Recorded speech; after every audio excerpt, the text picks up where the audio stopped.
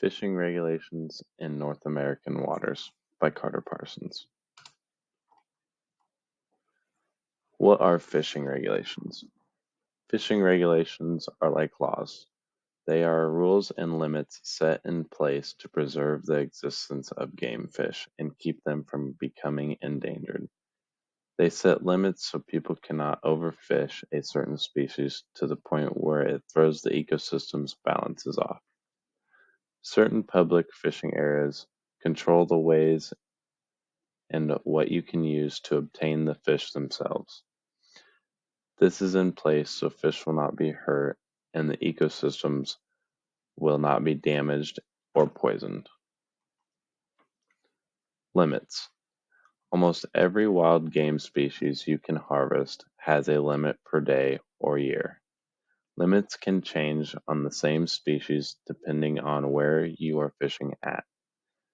This depends on the population of the species in that area. For example, say you can go to Lakeland and keep 6 bluegill a day, but if you go fish at Double T, your daily limit might be 4. To help increase the population in some public fisheries, wildlife biologists will stock certain species of fish into the lakes. Stocking is when baby fish are born and raised at a hatchery until they are big enough to be released into the wild. Ways to obtain your fish. There are regulations in place that protect fish while you are obtaining them. These are in place to keep the fish and other species of water life safe. For example, you cannot shoot a fish with a gun like you can a deer or a duck.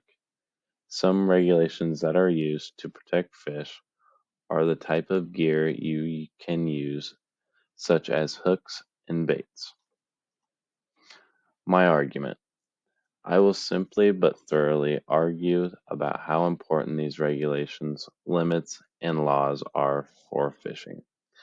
These regulations are in place to preserve game fish as a whole so that for generations after this can still enjoy the rush of catching a fish. They are also important because fish